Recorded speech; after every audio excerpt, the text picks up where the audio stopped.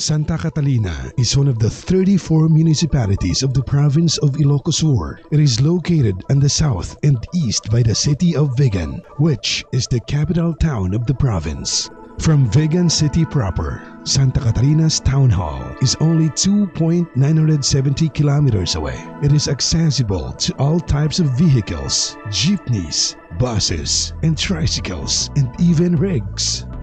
Today, Santa Catalina has a total population of 13,284.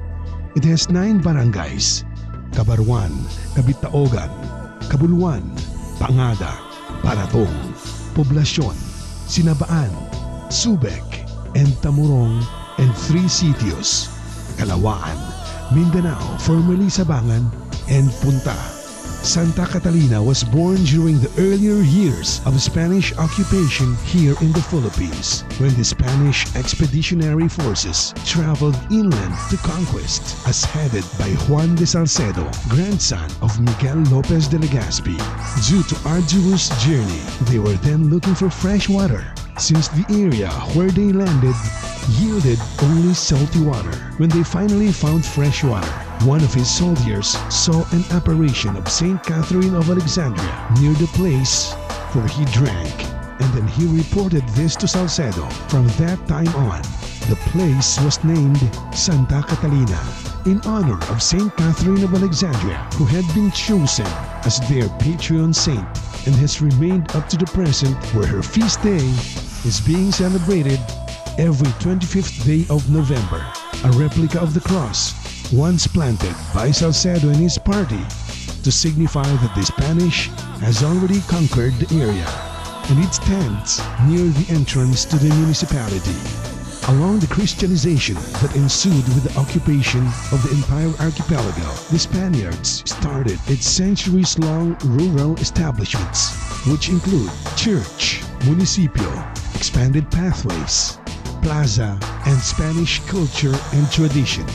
However, a close centuries later, Americans came and tried to set up new systems. Governance of the territory and the local communities changed dramatically. Western-style administration and lifestyles were implemented and continued to flow of effects, which we seen and felt even to this very day. The colonization of the Philippines contributed to the Santa Catalina's improvement with concrete roads, neoclassical structures, and government structure and institutions. As the Philippine Islands were eventually given independence from its American liberators in 1935 to 1941, it was also given a chance to govern its people exclusively.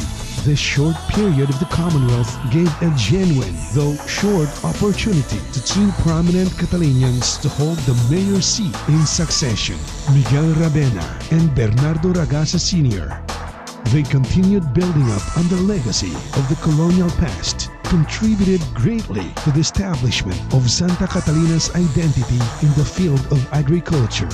The Philippines, and more specifically the rural towns of Santa Catalina, experienced a long period of self-sustained development. It grew as a primary vegetable bowl in its own right.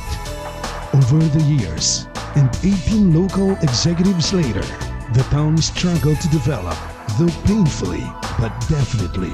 It was a steady period of change and progress in all aspects of Santa Catalina's community. Administrations over this period were noted for their focus on integrity, leadership, and communal welfare, as it did for positive economic strides. However, history took a turn. Santa Catalina faced stagnation. It was rated by statistics of the Philippine government as a 5th-class municipality, with a reputation of being one of the lower-income towns of northern Luzon. During the period, Catalanians experienced a deteriorating local economy, underdeveloped tourism, disintegrating infrastructure, cultural stagnation, and administrative lapses on development projects such as project execution and allocation and progress monitoring. Generally, the municipality was going through a period of perennial slump cycles.